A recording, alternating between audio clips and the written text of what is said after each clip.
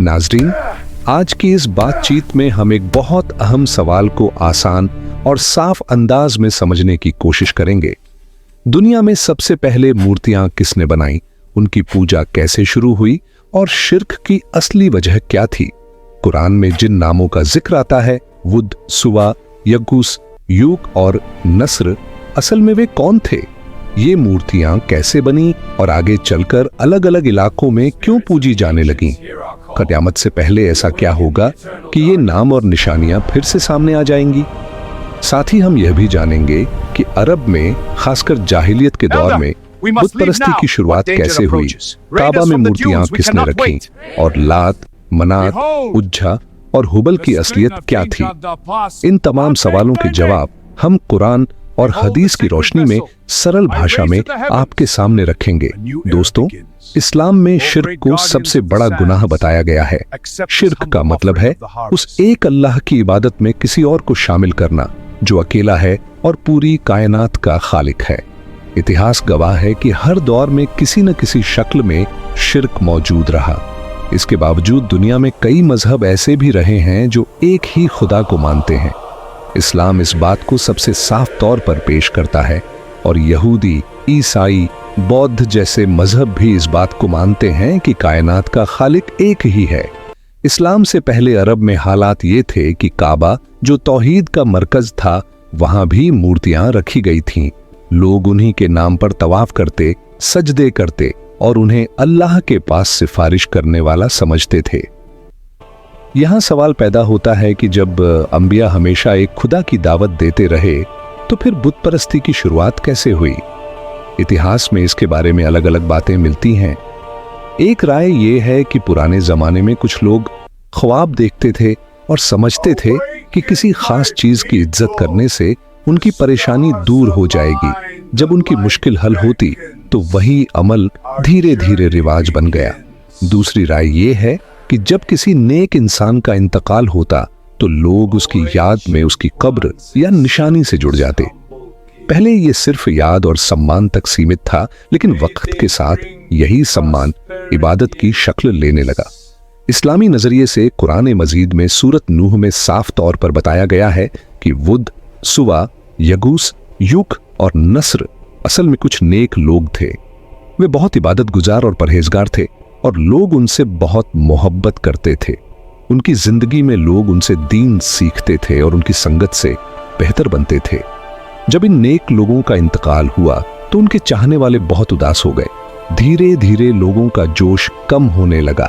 ऐसे में शैतान ने उन्हें ये बात सुझाई कि अगर उनकी तस्वीरें या निशानियां सामने रहेंगी तो इबादत में दिल लगेगा। शुरुआत में ये सिर्फ याद के लिए था, पूजा के लिए नहीं, लेकिन यही वह मोड़ था जहां से गलती शुरू हुई। अगली नस्लों ने ये नहीं जाना कि उनके बड़ों ने इन निशानियों को सिर्फ याद के लिए रखा था। शैतान ने बाद की नस्लों के दिलों में ये बात डाल दी कि इनके जरिए फायदा मिलता है। यहीं से मूर्तियों को इबादत का दर्जा मिल गया और दुनिया में पहली बार बुत परस्ती की शुरुआत हुई। वक्त के साथ ये रिवाज अलग अलग इलाकों में फैलता चला गया। हर कबीले ने अपने अपने बुत बना लिए, यहां तक कि यह सिलसिला काबा तक पहुंच गया। आगे चलकर सूरज, चांद और सितारों तक की पूजा होने लगी। कुछ लोगों ने तो खुद को खुदा तक कहना शुरू कर दिया, जैसा कि नमरूद और फिरौन के किस्सों में मिलता है। अरब में बुत परस्ती के फैलने के बारे में बताया जाता है कि यह धीरे धीरे बाहर से आई। एक शख्स अम्र बिन लुहई ने इसे अरब में आम किया और काबा में मूर्तियां रखीं। इसके बाद जाहिलियत के दौर में बुत परस्ती पूरी तरह फैल गई। नाजरीन, इस पूरी कहानी से हमें यही सबक मिलता है कि शिर्क की शुरुआत एकदम से नहीं हुई, बल्कि सम्मान और याद से शुरू होकर धीरे धीरे इबादत में बदल गई। इस्लाम हमें बार बार यही याद दिलाता है कि इबादत सिर्फ एक अल्लाह के लिए है और उसी में इंसान की कामयाबी है। अगर आपको यह जानकारी पसंद आई हो तो वीडियो को लाइक करें, शेयर करें और चैनल को सब्सक्राइब जरूर करें। रसूलुल्लाह सल्लल्लाहु अलैहि वसल्लम ने एक मौके पर फरमाया कि मैंने अम्र बिन आमिर बिन लुहै खुजाई को अंजाम के हालात में देखा। और बताया कि वही पहला व्यक्ति था जिसने साइबा की रस्म शुरू की।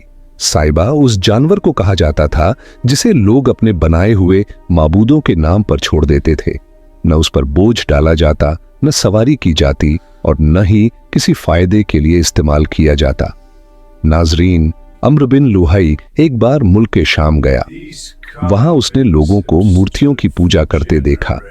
चूंकि वह इलाका पहले नबियों की सरजमीन रहा था, इसलिए उसने गलत फहमी में बुत परस्ती को ही सही रास्ता समझ लिया। वह अपने साथ मूर्तियां लेकर मक्का आया और उन्हें काबा के अंदर रख दिया।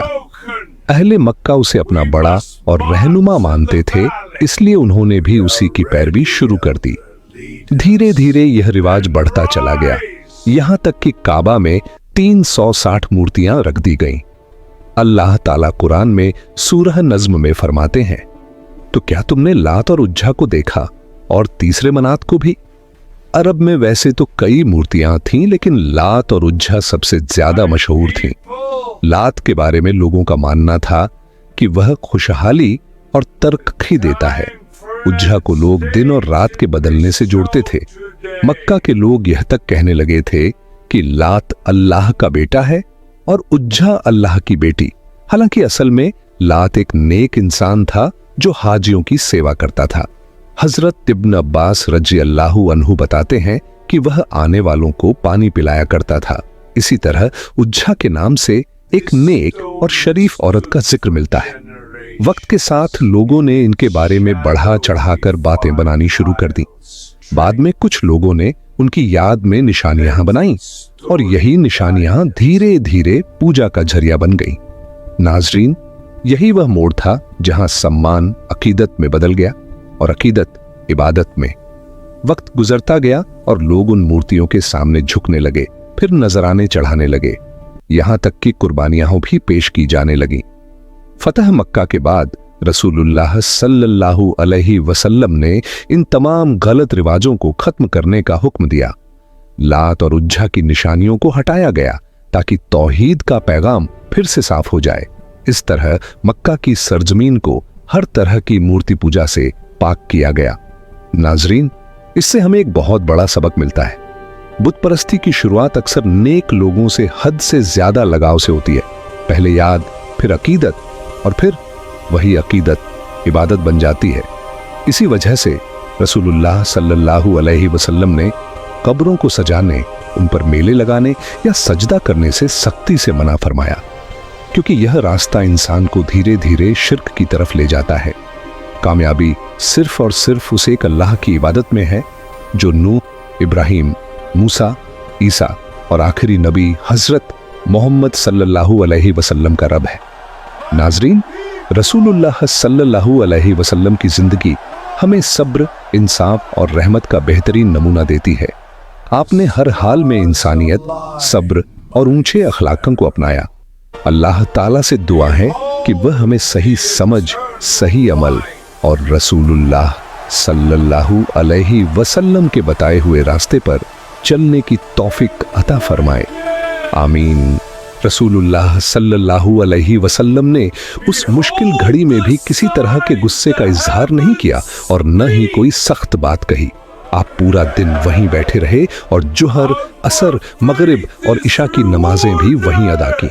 रात हो गई मगर आपने सब्र और शांति का दामन नहीं छोड़ा। नाजरीन, नबी अकरम सल्लल्लाहु अलैहि वसल्लम ने नबुवत मिलने के बाद 3 साल तक छुपकर इस्लाम की दावत दी। इसके बाद अल्लाह ताला का हुक्म आया कि अब आप खुलकर लोगों तक अल्लाह का पैगाम पहुंचाएं। जब हज के दिन शुरू हुए तो पूरे जजीरतुल अरब से लोग मक्का आने लगे।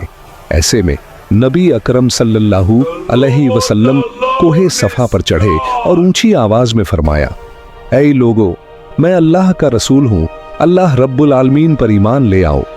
लोग हैरानी से आपकी तरफ देखने लगे। सब जानना चाहते थे कि यह पैगाम देने वाला कौन है। फिर आप सफा से उतरकर मरवा पहुंचे और वहां भी 3 बार यही पैगाम दिया। जब अब्बू जहल ने यह ऐलान सुना तो वह बहुत नाराज हुआ। उसने आप पर हमला करवाया और हालात इतने बिगड़ गए कि नबी अकरम सल्लल्लाहु अलैहि वसल्लम को अपनी जान की हिफाजत के लिए कोहे अबू कुबैस की तरफ जाना पड़ा। कुछ देर बाद विरोध करने वाले थक कर लौट गए। इसी दौरान एक व्यक्ति ने हजरत अली रज़ियल्लाहु अन्हु को गलत खबर दी, जिससे उन्हें बहुत दुख हुआ। वे फौरन उम्मुल मोमिनीन हजरत खदीजा रज़ियल्लाहु अन्हा के पास पहुंचे और कहा कि हमें रसूलुल्लाह सल्लल्लाहु अलैहि वसल्लम को तलाश करना चाहिए।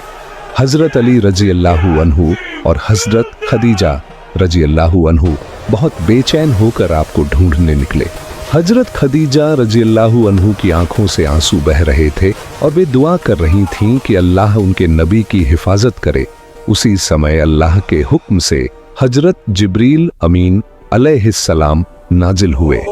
उन्होंने रसूलुल्लाह सल्लल्लाहु अलैहि वसल्लम से कहा कि अगर आप चाहें तो अल्लाह इस कौम को सजा दे सकता है।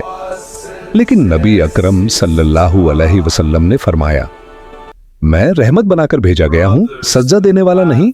ऐ अल्लाह, मेरी कौम को माफ कर दे, ये मुझे नहीं जानते। फिर हजरत जिब्रील अलैहिस्सलाम ने बताया कि हजरत खदीजा रज़ियल्लाहु अन्हा आपको तलाश कर रही हैं और अल्लाह की तरफ से उन्हें सलाम और जन्नत की खुशखबरी दी। नबी अकरम सल्लल्लाहु अलैहि वसल्लम ने हजरत अली रज़ियल्लाहु अन्हु और हजरत खदीजा रज़ियल्लाहु अन्हा को आवाज दी। दोनों आपकी खिदमत में पहुंचे, आपकी देखभाल की और आपको घर ले आए। जब विरोध करने वालों को पता चला कि आप घर लौट आए हैं तो उन्होंने घर के बाहर हंगामा किया। इस पर हजरत खदीजा रज़ियल्लाहु अन्हा बाहर आईं और उन्हें शर्म और इंसाफ की याद दिलाई। उनकी बात सुनकर लोग शर्मिंदा हो गए और वहां से चले गए। नाजरीन, इस तरह नबी अकरम सल्लल्लाहु अलैहि वसल्लम ने इस्लाम की दावत की शुरुआत सब्र, रहमत और ऊंचे अखलाकम के साथ की। आपने हर कदम पर तकलीफें झेली मगर कभी बदुआ नहीं दी। अल्लाह ताला हम सबको रसूलुल्लाह सल्लल्लाहु अलैहि वसल्लम के बताए हुए रास्ते पर चलने की तौफीक अता फरमाए।